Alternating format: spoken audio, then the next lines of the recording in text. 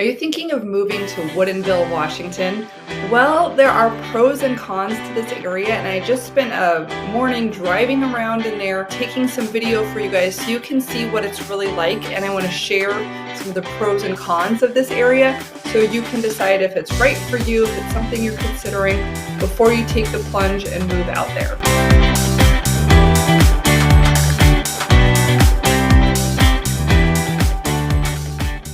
If you're new to the channel, welcome. I'm Emily Cressey. I'm a local real estate agent here in the Seattle area, and I actually love Woodinville. I have friends there. I go to church near that area, and I'm going to tell you all about it. But just in case you are relocating from the area, or maybe you're in town but just not sure if it's right for you, please feel free to look me up. You can message me or text me directly. My website's HomeProAssociates.com.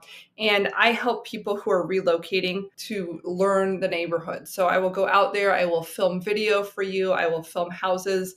We can do that completely remote. You can come for a weekend or a week, stay in an Airbnb, that type of a thing. But I'm here and I'm happy to help you. That's the reason that I have this channel. But I don't want it to be a big ad. I want it to be really helpful for you. So let's dive into the content and you can see what Woodinville is like, hear a little bit more about it, and kind of get a feel for whether this is going to be right for you or not. If not, I have some other suggestions that I'll make at the end of the video about neighborhoods that you might want to consider instead. So before I get too far into the spiel talking about how great Woodinville is, blah, blah, blah, I wanted to show you where it is so you can kind of have that in your mind. I think when you're moving to a new area, it all looks the same. It's very confusing. So looking here, I'll kind of zoom out to the greater Seattle area. So Woodinville is a suburb of kind of the Redmond, Bellevue area. So a lot of people who relocate here are coming for tech jobs and they want to work on the east side of the lake. This is the big lake. We have a lot of lakes. When I was a kid, they would always say it's by the lake. And I was like, which lake are we talking about here? The lake is usually Lake Washington. That's our big lake. But there's also Lake Sammamish over here. Lake Union, you might have heard of South Lake Union, which is where a lot of the Seattle tech companies are relocating. But east of Lake Washington is Bellevue, and west of Lake Washington is Seattle. And it's kind of hard to get, we're limited on our land mass. We've got all this water, traffic is heavy along I-5. So there's just some limitations of getting around. So if you're going to live in Woodinville, it would be better if you were working here on the east side. If not, you could drive down and cross over the 520 bridge, which is a toll bridge. You could cross across the I-90 bridge, which is free. That'll bring you into the South Seattle. You might need to come back up. And then you can also go over the top, either on the freeway here or going across this road. And which one is faster may depend on traffic and the time of day. So you do have options, but it's not like a straight diagonal. We are also working on public transportation options to make this a little bit easier, but keep an eye on that depending on when you watch this video. That may or may not be available. So Woodinville is here just north of Bellevue, Kirkland, Redmond, and it's along Highway 522, which is a pretty big thoroughfare kind of leaving out of town. Now, when you first arrive in Woodinville, it's going to feel like an interesting combination of old and new. It's very Pacific Northwest. It's very green. There are a lot of trees, as you might have guessed, put the wood in Woodinville, right, with the trees there. But a lot of it is kind of sleepy, older, agricultural feeling. There are a lot of bottomlands there, which don't have great drainage, so you can't build on them. And you end up having some of these very expensive neighborhoods right by kind of unbuildable land that tends to get used for things like growing sod, which is grass that you dig up and plant in a new house, or having kind of farm-looking places, sort of agricultural. I wouldn't necessarily call it rundown, but some of them are rundown locations along the highway. And then you have these interesting touristy areas, which is not a huge area, but there are a couple of blocks that are very touristy, which are kind of the wine country component of Woodinville. So like we had a family friend come from out of town. He was actually our college buddy's father. So my husband and I were 20. This guy was 50. He's from Florida. He comes to visit Seattle on a business trip, and we get asked to like take him out like show him around. So we ask him what he wants to do. He wants to go to Woodinville wine country, and there are absolutely no grapes growing here. Western Washington is a terrible region for growing grapes because we don't get enough heat in the summer. It tends to be not enough heat units, as far as that 75-degree weather just doesn't ripen it like the 95-degree weather does in eastern Washington. So what's happened is a lot of the farms where they grow the grapes are in eastern Washington, like Wenatchee, Lake Chelan, those types of areas, and then they take them over the mountains where all the rich people that like to drink wine are, and then they have tasting rooms. And I've started to see more and more tasting rooms in other touristy areas like Leavenworth, for example, which is our small Bavarian village in the mountains of the Cascades right there. So it's probably an hour to Leavenworth. It's a cutesy kind of, we'll call it a tourist trap in the most loving way possible, because I love going there. And it's very popular as a day trip or an overnight weekend trip to Seattle. So anyway, this family friend wanted to go to the wine tasting rooms, and he ended up flirting shamelessly with the bartender girl because he was divorced and maybe drinking a little bit too much. So it ended up being kind of awkward for us, but it was all fine. It was all fine. But you can definitely have those types of people. There are bicycle tours that arrive here. There used to be a dinner train that would take people here. And so you can go walking, you can go with your bridal shower entourage, whatever. You could bring your kids and they just don't drink anything, and they can look at the cheeses and the other parts of the shop. But you can go get flights of different kinds of wine and taste wine as much or as little as you want. So that's certainly an activity there that's a draw. Whenever you have in real estate, there's this concept of like grouping together of different types of businesses. We have a different part of town called Linwood, where there are a lot of furniture businesses. So it's kind of known, if you want to shop for this type of thing, this is the part of town you go to. And Woodinville happens to be that for wine tasting rooms. Anyway, that's something that's there. You'll see tourists there. And then there are a lot of nice accompanying bistros and delis and those types of things for just a couple of blocks. This is actually where my ladies' church group likes to go for birthdays. Every month we say, oh, let's celebrate the September birthdays and go out to dinner or something to one of these places. So it's a lot of fun. And that's one of the things to do in Woodinville. Another pretty popular thing that you'll see people doing in Woodinville is bicycling. So if you like to road bike, meaning with the thin tires on the streets, and as opposed to mountain biking, which is a different sport that can be done elsewhere, like up in the mountains, but you'll see people with all the, Louis Armstrong kind of, is that the guy? Lance Armstrong. He's in the gear and the spandex, the clip-on pedals and everything with the leaning down handlebars. If you like to bike that way and you're like, oh, I want to bike for 40 miles or something, there are a lot of people that do that around Woodinville.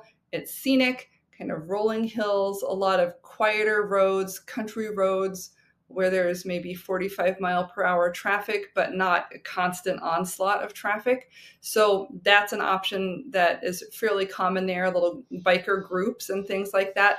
And then also the other thing that I see, which is kind of unique to this area, is horses and equestrian property. So if you like to ride horses, it's very expensive to do so in Seattle because there's no land there. There's not enough room for pastures and stalls and running around and with a horse.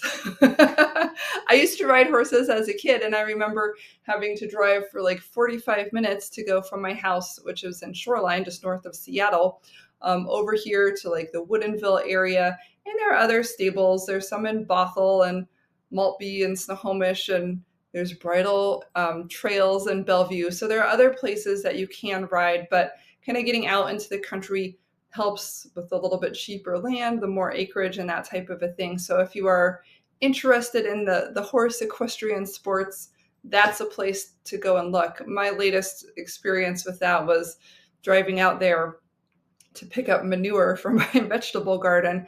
And they were all set up. It was like this place advertising on Craigslist, free manure. I was like, this is for me. And I drove out there, and their setup was really like they had a forklift that they could, I don't know if that's a track hoe, something a big truck with a bucket on it, and they could lift up the manure and drop it into the back of your pickup truck. And I was like, I don't have a pickup truck, I have the minivan, and so we are not going to be doing that.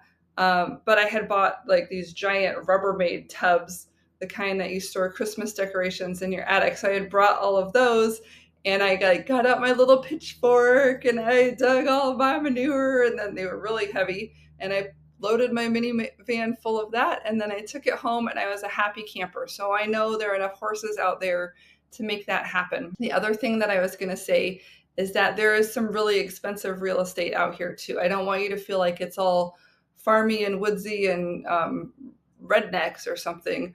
No. I just went like a month ago to a new home construction site where they were building 8 homes approximately that were $3 to $4 million homes, 3,000 to 4,000 square feet. Big, beautiful. I'll try to show some video of that to you guys so you can get an idea for what some of these homes were like. But this is definitely an in-demand area. That's why I'm kind of saying the old meets the new. The old people are the ones with a lot of acreage and horses, and maybe they have woods, and maybe it's hard to build or something else is going on. But the new people are having custom homes built, and they're very nice. And there are a lot of course, in-between places where there are developments and housing, and regular houses from $1 to $2 million. So it's a more expensive place to live overall because of its proximity to Redmond and Bellevue.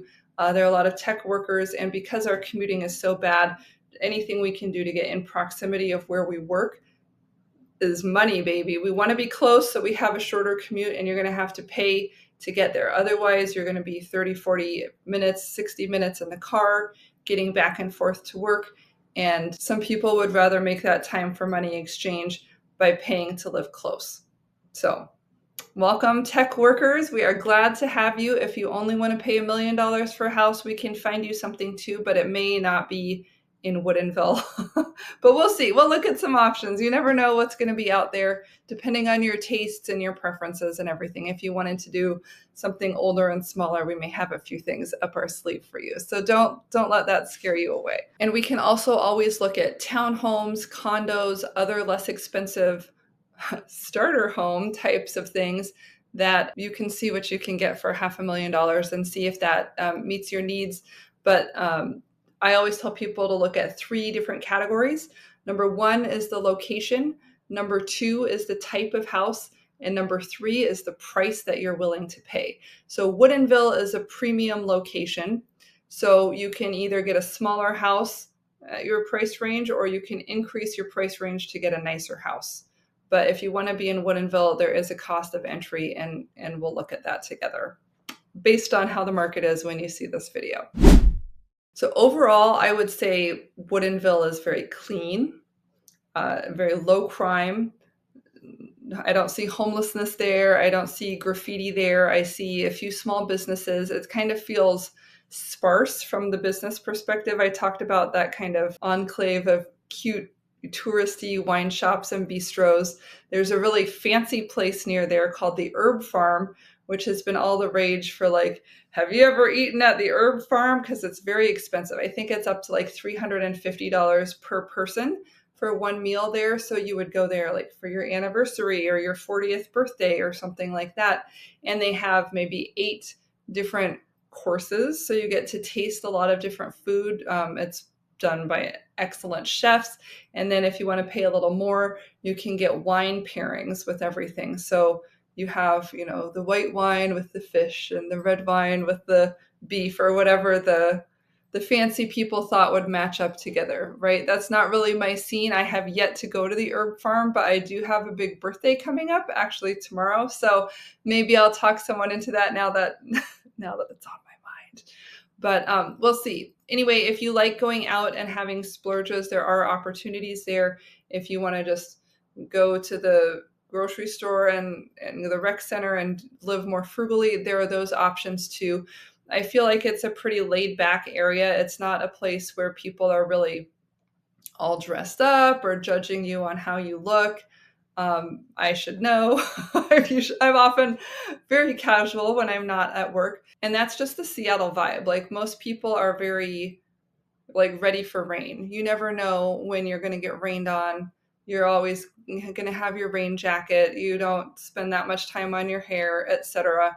But you don't even have to put on makeup. A lot of professionals, men and women, a lot of professional women do not wear makeup to work, maybe lipstick, but that's it. So if you are more country and a little less city, you're going to fit right in here. If you do like to dress up, that's fine. There's actually a little bit more, I would say, formality and fashion and spending money on looks and appearances in Bellevue. So if that's your scene, you have Bellevue Square to shop at, which is great high-end mall, and you have a lot of options there. So I don't want you to feel like you're missing out, but it's not a requirement to enter this space. I went to school in North Carolina, and it was a whole different scene as far as like, full makeup going to class. It was 100 degrees. You're like sweating, walking 20 minutes up this hill from the freshman dorms at the bottom of the hill to where all the classes were at the top of the hill, right? Like just, it was a mess. It was a mess. A lot of people had frizzy hair concerns, etc. That's not our scene. Our scene is after work, I'm going to get my inflatable kayak and take my kid out paddling on the Duwamish River. After work, we're going to get our bikes and go down this Duwamish River Trail. We're going to go to Little League. I actually was an all-star softball player, if you can believe that. And so they had fields here in Woodinville where the all-star team played. Very special during the summer when it was very hot.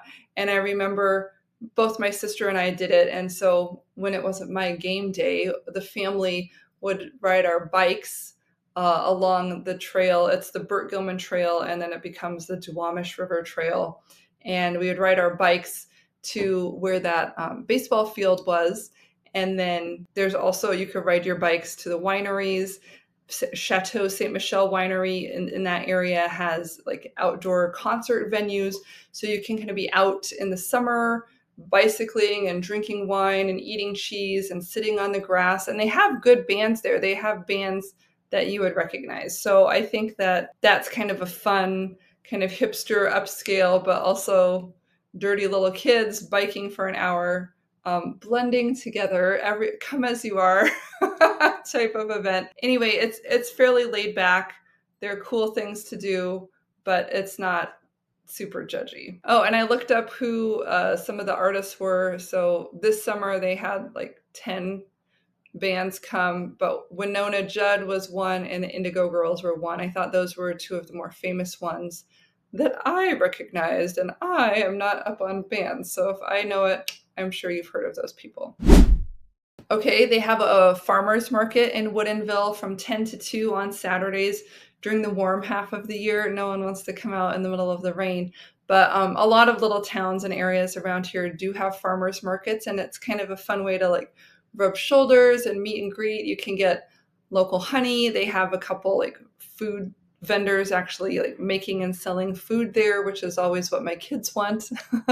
They have sausages, meats, and fish fresh that you can buy to take home.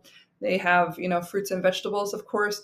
And one of the things that they have is these beautiful flowers. So there's a whole group of people who have like flower gardens up north. We're really famous for our tulip gardens. You might have seen pictures like Seattle tourist pictures, or even some of my own pictures on social media where it's just like, boom, huge arrays of like tulips striped out in all these different colors. You feel like you're in Holland or something. And this is actually where the people from Holland settled when they came to farm in Washington State, not in Woodinville, but further north in Skagit Valley. So that's probably an hour, 45 minutes to an hour north of you. So you can definitely go see those.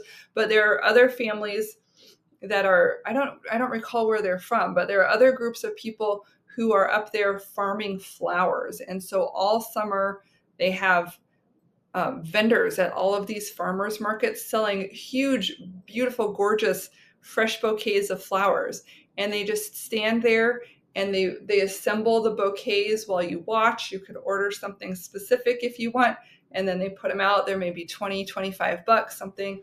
And you can get a gorgeous fresh bouquet to take home. Just a wonderful gift, a wonderful thing for yourself to make your home amazing. And they're just so pretty and colorful that I first saw them as a kid when they were at the Pike Place Market. And now we have a lot more farmers markets around here, and these beautiful bouquets. They have local honey, but I want to say, like, local honey is a little bit harder to do here. I was just chatting with somebody at the fair because every year we love going to the Evergreen State Fair in Monroe, which is pretty close to Woodinville as well. And they have all the like 4-H kids and their sheep and their cows and the Grange groups and the small fruit growers associations and all of that farmy stuff. And so I was talking with the lady at the honeybee group, because I myself have tried to raise honeybees for years, and I had to stop because every winter my bees would die, and I wasn't treating them for mites because I didn't like the idea of putting mite insecticide inside of the beehive. But that's pretty much what you have to do to keep the bees free of mites, which are a parasite for them, so that they can be strong and healthy and hopefully survive the winter. But the problem is that it's so damp here. It's kind of just like, it doesn't rain a lot. A lot of people think they're like going to get pounded on with these heavy showers. No, it's more like it'll rain here and there throughout the day a little bit, but it creates a lot of cool humidity. It's not cold enough to snow and freeze and dry everything out. It's just kind of wet enough that we feel ugh, and the bees feel ugh. And when that cold humidity gets in the hive is warm, and so it goes up, and then it gets cold and it condenses, and so it like rains, and within the hive the water leaks down and it chills the bees, and it's just not a good environment for them. And so apparently we don't have like local native honeybees here. It's just not a good climate for them. So anyway, apparently even the professionals lose about half of their hives in the summer, or in the winter, which seems like a lot, but we just appreciate what they do all the more, right? So I like to just, again, touch on crime and safety. Woodinville is considered very safe, a low crime area. Always keep your wits about you, especially if you've been drinking or if you're in that kind of bar tourist area that could be targeted. But I mean, like, I never worry about getting pickpocketed or anything like that. And it's, I think, much better than Seattle, the west side of Lake, where the Seattle kind of communist or socialist or whatever they call themselves, governmental parties are in power, and we just get a little bit less law enforcement going on over there, and it's kind of gotten more out of hand. The east side keeps it on lock. They are buttoned down over there. Downsides, traffic. So one of the main downsides is the traffic on State Route 522 during rush hour can get very congested going back and forth. A lot of people, especially like blue collar careers, like contractors, cleaning ladies, plumbers, electricians, a lot of them live in Monroe, and then they're coming with their trucks and servicing all over the Seattle area, and they're all coming on that same road, which is State Route 522. So that can be congested. I don't know. I think Woodinville is great. It doesn't have the urban walkable vibe that some places do. There are other areas that are springing up, like right off the freeway.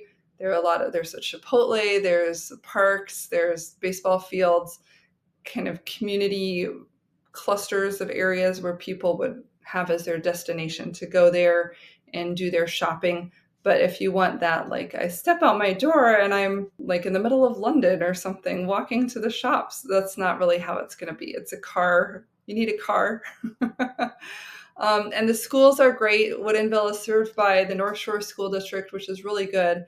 And they have some top rated schools there. There's Woodinville High School, Leota Middle School. They're private schools. So a lot of educational options. A lot of people with enough money to buy a $3 or $4 million home are also putting their kids in private school. But overall, you're having a pretty highly educated, fairly wealthy workforce in this area, and their kids are getting educated in a similar vein. If you're driving into Bellevue on 405, you're going to come across the freeway. 405 is a freeway. It's a loop that goes east around the lake. It's a loop for the I-5 freeway, which is our main interstate from Canada to California. So this loop has the option of going on toll roads, toll lanes really, which are flexible. So there are maybe 5 lanes altogether, and if two of them are charging you a toll, so you can get a little device on your windshield that velcros up there behind your mirror, and it scans that. That's the cheapest way. Or you can register your license plate, which is the medium way, or you can just drive in there and they'll look at your license plate and mail you a bill, and that's the most expensive way. But typically the rate that they charge, it could be free, it could be $10. It depends on how long you're driving in the lanes and how much other traffic there is. Their goal is to always keep those lanes free flowing so that if you need to be somewhere fast, like, oh, I have a job interview, I'm late, like I gotta go, like you have a road, so section of lanes that's moving. And then if you're like, oh, I'm early, I got to kill time, I don't want to pay for it, you can be in the slower traffic, and that's fine too. So that's kind of the time value of your time driving versus getting to where you're going faster. Sometimes I pay for it, sometimes I don't, just depending on what else I have going on. But that's good to know. Again, if you're living in a $4 million house and you want a faster commute, you have that option, but you just need to be willing to pay for it. Again, there's public transportation. There are buses, not a lot in this area, but some. And then we're also working on bringing that light rail that runs along I-5, currently from Linwood to the SeaTac Airport. We're stretching it south into Federal Way and also building it across Lake Washington, going east over the 520 bridge and serving that area as well. So it's possible, depending on when you read this, if you wanted to go from Woodinville to the light rail, you could then ride the light rail into the city of Seattle. The problem with Seattle is it's very hard and expensive to find parking. Okay, so let's look at housing and the cost of living here, because if you want to move here, like this is what you're going to be looking at. I'm logged into the Northwest MLS right now, which is for realtors only, but you'll get the general idea. So you can see the only screen I have on here right now is the homes are in Woodinville. So this could be a $300,000 condo. This could be a $3 million house. In Woodinville, it's the 5th of September. We have 113 options for sale at the moment. So let's look at the results in a single line format to kind of give us an idea of what's happening here. So some of these don't have a price. They're doing something weird. And then some of these are rentals. So you can see the monthly rental fees are between $2,500 a month and $6,000 a month. And then we get into sales. So here's like a 1-bedroom, 1-bath condo that's $300,000. Here's the first 2-bedroom condo. Oh, that's a residence. We don't even have any 2-bedroom condos. So then we switch over to the residence. See, this code is residence. And the cheapest one we have right now is $700,000. So let's see what that looks like just to have an idea. Okay, 3-bedroom, 1-bath, 1,000 square feet. Looks like a rental house for just more than $500,000. This can be yours. Okay, so you could live in there, you could rent it out after you leave, whatever you want. And then look, we're only, if we start from here, 10 results in, we're already over $1 million. So there's only one house that's less than $1 million. No, 2 houses that are less than $1 million, and this one's at $1 million. Okay, just to give you a perspective. And then going up to the most expensive ones, we see that they're $3 million, $4 million, $6 million. So let's look at the $3 million, since that seems to be a popular price range. It's probably a development with a lot going on here. So these aren't even are these standalone houses? They look like they're, all right, maybe these are standalone, but they're so close together that they probably are in a condominium homeowners association. Look, there's a $500 HOA dues along with this home. So that's probably all new construction type stuff. Anyway, I don't want to get too deep in the weeds. We can always look at what's available when you're coming to market, but there are some nice homes that aren't in this development. Okay, so here's an example of a home that's not in that other development. $2.6 million. Big home, classic interior, like not necessarily super fancy. It's been updated, it's renovated.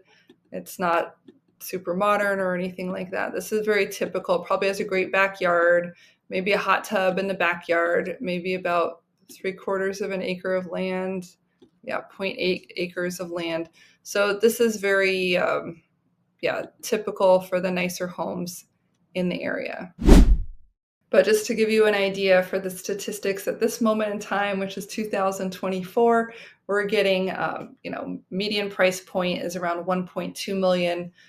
A 2-bedroom apartment might rent for 2,500, and it offers, I would say, compared to like Kirkland or Redmond, those areas are more expensive. So you're going to have a little more space, a little more privacy.